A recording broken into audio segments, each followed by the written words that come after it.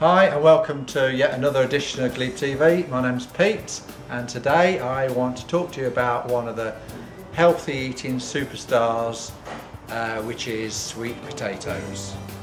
Even though I call them a potato, they're not related to the common spud. They are in fact morning glory, climbing plant. That's what they're related to anyway.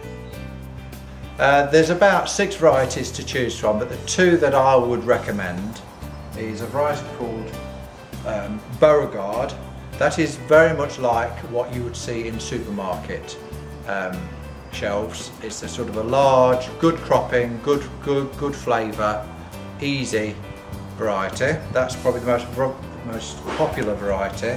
But the second variety I will probably promote is a variety called Evangeline.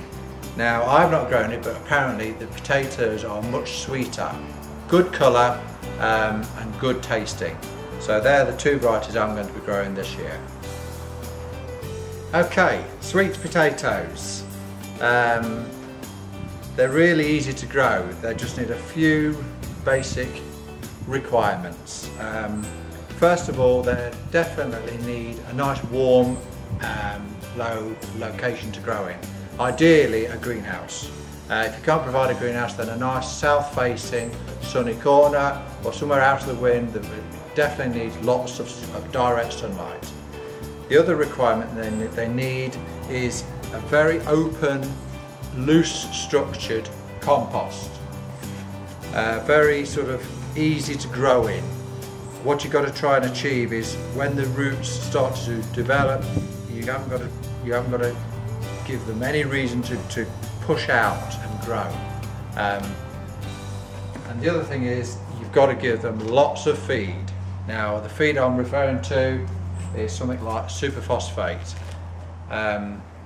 It's high in phosphates, that's what they need. What I would suggest you do is have a nice container like this, probably that sort of volume, fill it with a nice open structure compost, and all we need is 1 plant placed in the middle.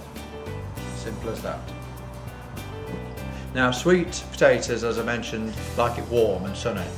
They're going to put a lot of lush foliage on, at least 2 foot high, and the foliage tends to be a bit floppy. Now you cannot, once the foliage reaches about 2 foot, you can nip out the growing tips, or you can train them onto canes, but they do need a bit of space. That's why I say maybe 1 plant to every sort of pot of that size. The reason I say pot is because then you can put them in a shelter position or in a greenhouse, and then maybe bring them out in the height of the summer, but they do need lots of warmth, lots of sunlight. But saying that, they will need lots of water as well. Lots of sunlight means they're going to dry out potentially, so lots of water. Make sure your containers have got drainage holes in, and once they're growing well and vigorously, you've put your superphosphate in the compost, a good handful or 2 mixed in with the compost. You then need to continue feeding with something like Q4 soluble plant food. This is also a high potassium feed, and this is what they need. Cropping will be about 10 to 14 weeks after planting, and when the foliage starts to wither and go a little bit yellow like a traditional potato would, that is then the first sign that the potatoes are getting close to being ready for harvest. And it's at that point you can either harvest straight away or continue to just let them develop slowly with the foliage withering away.